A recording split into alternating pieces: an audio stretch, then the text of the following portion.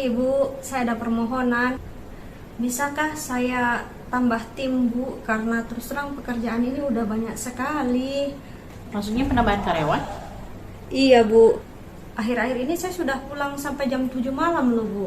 Saya mengerti bahwa kita sedang dalam proses pembuatan proyek yang sangat panjang dan berat, dan memang kita butuh tambahan tenaga. Namun perlu kamu ketahui deh bahwa untuk menambah karyawan baru itu harus melalui suatu penganggaran. Artinya ada alokasi dana untuk penambahan karyawan, karena karyawan ini diberi gaji, dan alokasi itu tidak langsung bisa dilaksanakan tanpa ada penganggaran yang pasti. Dan perlu Anda catat bahwa penganggaran itu dilakukan di awal sebelum kita melaksanakan suatu proses kegiatan, yaitu proyek ini.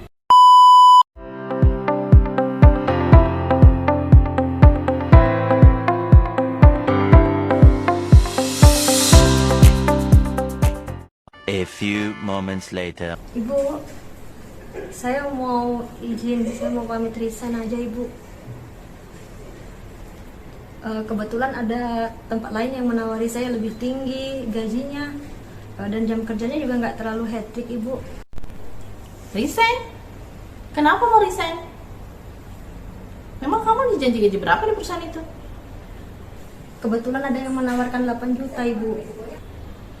Kalau saya naikkan jadi 8 juta sama dengan perusahaan itu, kamu masih mau bertahan di perusahaan ini? Loh, katanya nggak ada budget Bu. Nah, adik-adik, itu adalah dua contoh kasus yang sering terjadi di dalam perusahaan. Makanya, mengapa perusahaan itu perlu melakukan analisis anggaran dan penganggaran? Untuk lebih jelasnya, silakan simak video pembelajaran berikut ini.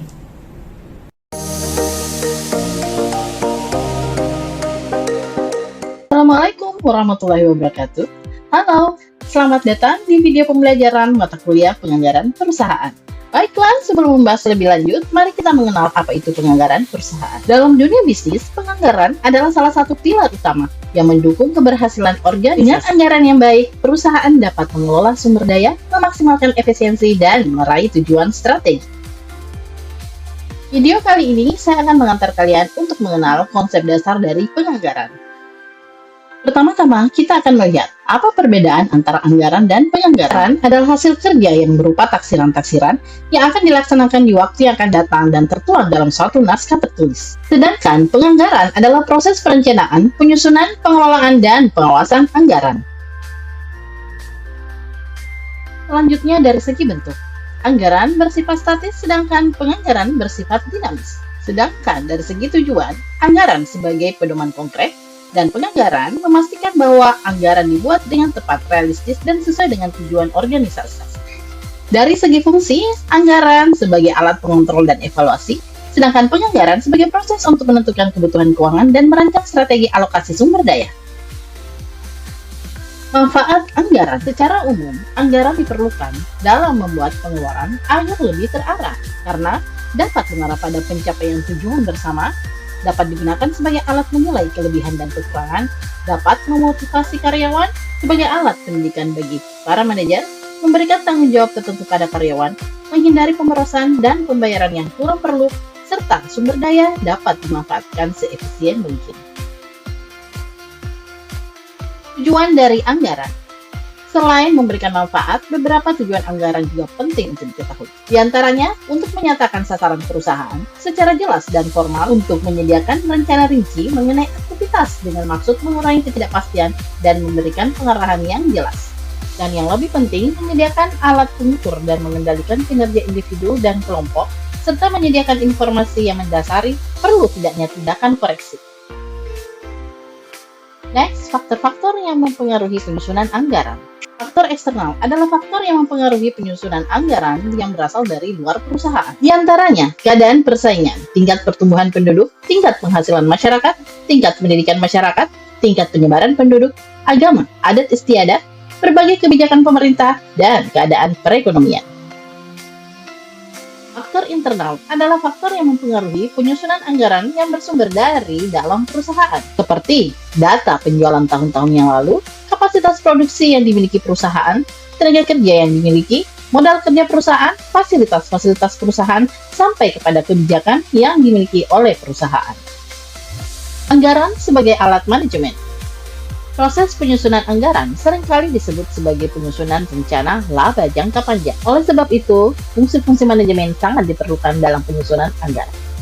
Dimulai dari perencanaan, anggaran membantu manajemen merumuskan tujuan jangka pendek dan jangka panjang. Alokasi sumber daya, anggaran memastikan sumber daya seperti dana, tenaga kerja, dan waktu dialokasikan dengan tepat. Pengendalian dengan memantau jalannya anggaran. Lalu koordinasi, anggaran menyatukan berbagai bagian organisasi untuk bekerja menuju tujuan yang sama. Selanjutnya, evaluasi kinerja.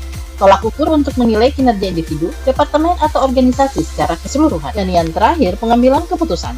Anggaran akan menyediakan informasi keuangan yang relevan dan akurat untuk mendukung pengambilan keputusan strategis.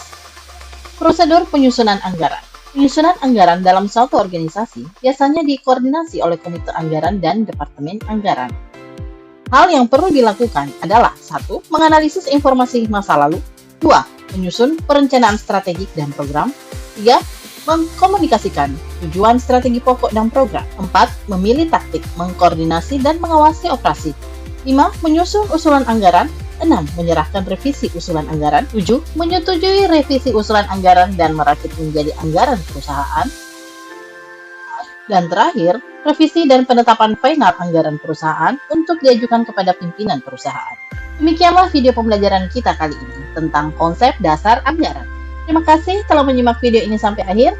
Jangan lupa untuk mengulas kembali materi, mencatat hal-hal penting, dan mempersiapkan diri untuk diskusi dan tugas berikutnya. Assalamualaikum warahmatullahi wabarakatuh, dan salam sejahtera untuk kita semua.